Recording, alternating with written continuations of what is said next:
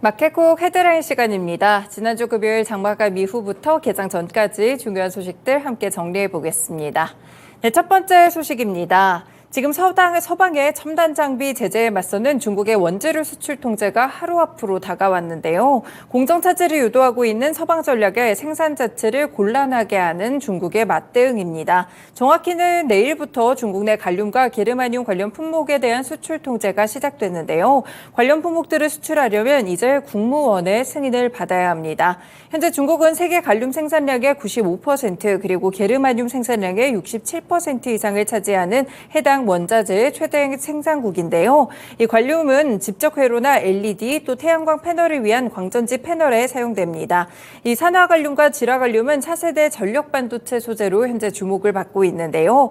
게르마늄의 경우 광섬유와 적외선 카메라 렌즈의 필수인 재료로 들어가고 있기 때문에 이번에 갈륨이나 게르마늄 수출 통제가 이 부분에 영향을 미칠 수 있겠습니다.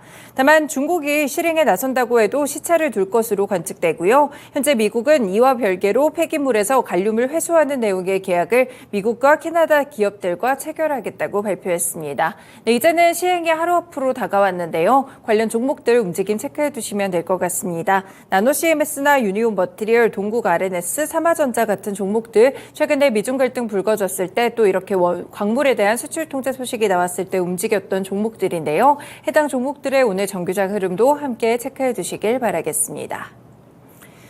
네, 두 번째 소식입니다. 이번 달 들어서 2차 전지에 뜨거운 열풍을 보여줬는데요. 이 개인 투자자들이 증시로 상당히 몰리면서 투자자 예탁금이 대폭 증가했습니다. 금융투자협회에 따르면 투자자 예탁금은 지난 27일 기준으로 58조 1,900억 원이었고요. 지난해 7월 1일 이후 1년 만에 최대치를 기록했습니다. 현재 투자자 예탁금은 투자자가 주식을 사려고 증권사의 계좌에 맡겨두거나 주식을 팔고서 찾지 않은 자금을 뜻하는데요. 증시 진입을 준비하는 대가성 자금이 이기 때문에 주식 투자 열기를 가늠할 수 있는 지표로 꼽히고 있습니다. 지난달 말에 51조 8천억 원이던 예탁금은 이달 58조 1천억 원까지 증가하면서 한 달 사이 6조 원 넘게 늘어났는데요. 현재 그리고 2차 전지 종목으로 매수세가 물리면서 거래 대금도 함께 증가했습니다. 에코프로가 150만 원까지 터치를 했을 때 최고가를 기록했던 지난 26일 코스피와 코스닥 시장을 합친 거래 대금은 62조 8천억 원으로 역대 두 번째로 많았습니다. 그렇지만 또 반대로 빚내서 투자하는 B2도 이번 달 들어서 상당 부분 증가했는데요. 신용거래 융자잔고는 지난달 말에 19조 4천억 원에서 이달 28일 20조 1천억 원까지 7천억 원 증가했다는 점 함께 리스크로 체크해 두시면 되겠습니다.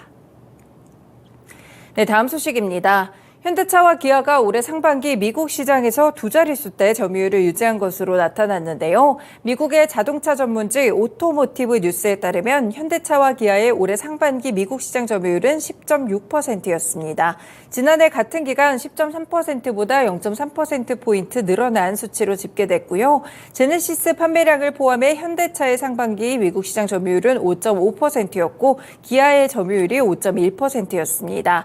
이 GM이 올해 상반기 미국 시장 점유율을 16.7% 차지하게 되면서 1위를 기록했고요. 그 뒤를 이어서 도요타 그리고 포드 순이었습니다. 사실 지난해 상반기에는 스텔란티스가 4위였는데 이를 밀어내고 근소하게 앞섰다는 점에서 좋은 평가를 받고 있고요. 현대차 기아의 상반기 미국 시장 전기차 판매량은 지난해 상반기보다 11.4% 증가한 38,057대로 조사됐습니다. 현재 인플레이션 감축법으로 인해서 가격적인 경쟁력이 조금 떨어졌다는 점을 고려했을 때 어느 정도 선방했다는 평가를 받고 있습니다. 네, 관련 종목으로는 역시나 자동차 관련 종목들의 주가 흐름 되겠죠. 현대차, 기아, 현대모비스까지 함께 확인해 두시면 되겠습니다. 네, 네 번째는 단독 보도입니다. 현재 중국 내 수요를 겨냥해서 중국에서 생산시설을 운영하고 있던 기업들의 탈중국화가 가속화되고 있는데요. 이번에는 LG이노텍입니다. LG이노텍이 중국 옌타이 공장에서 운영하던 카메라 모듈 생산시설을 단계적으로 축소하기로 결정했는데요. 카메라 라인 3곳 가운데 한 곳을 우선 최근 증설하기로 한 베트남 하이퐁 공장으로 옮긴다고 합니다. 현재 LG이노텍은 하이퐁 생산법인 증설에 1조 3천억 원을 투자할 계획이고 2025년 양산을 목표로 보고하고 있습니다. 현재 LG이노텍은 옌타이 공장에서 2005년 초부터 양산을 개시했는데요. 이후에 2017년 화웨이를 비롯해 비보, 오포, 샤오미까지 중국 기업의 공급처를 많이 늘리기도 했습니다. 2020년 초까지만 해도 옌타이 공장은 LG이노텍의 해외 거점 가운데 가장 큰 규모를 차지했었는데요. 그렇지만 옌타이 법인이 지난 1분기 매출이 1,500억 원 수준으로 베트남에 이어서 두 번째 수준으로 내려앉았고요. 이런 이유에서 생산시설을 중국 쪽에서 베트남으로 이전하는 것으로 보이고 있습니다. 네, 일단 단독 보도기 때문에 추가적인 팩트체크는 필요하시겠고요. 관련 종목으로는 LG이노텍 확인해 보시면 되겠습니다. 네, 다음 소식입니다. 당정이 K콘텐츠 불법 유통 근절을 위한 부처별 협력 방안과 입법 지원 등 방향을 논의하게 되는데요. 국내 OTT 콘텐츠를 불법으로 스트리밍하던 누누TV의 재등장을 막고 해외 공조를 통해 정부의 대응 역량을 강화하겠다는 취지입니다. 앞서서 윤석열 대통령도 K콘텐츠 불법 콘텐츠 근절을 위한 범정부 차원의 대책을 마련하라고 지시했는데요.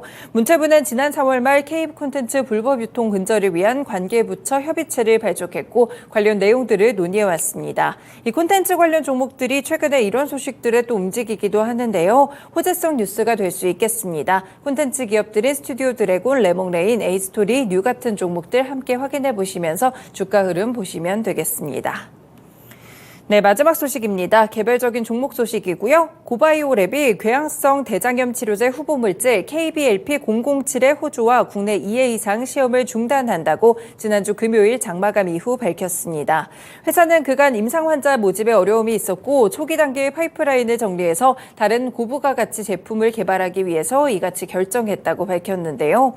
고바이오랩은 2021년 7월 미국 FDA로부터 이 후보물질의 임상 2회 이상 시험을 계획을 승인을 받았고 총 30명의 대상자를 모집하고 있었습니다. 사실 지난해 4월에도 환자 모집을 위해서 임상과 관련된 계획을 변경하기도 했지만 여전히 대상자 모집이 지연되던 상황이었다고 회사는 설명했는데요.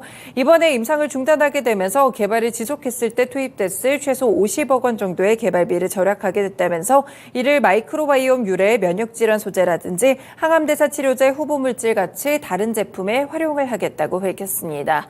네, 다만 이렇게 임상 중단 관련 소식이 나오면 이 제약바이오 섹터들 무사할 수 없겠죠. 고바이오랩 시간외에서 하한가까지 떨어지는 모습이었습니다. 정규장의 추가 하락 움직임 어떻게 될지 함께 살펴두실 필요가 있겠습니다.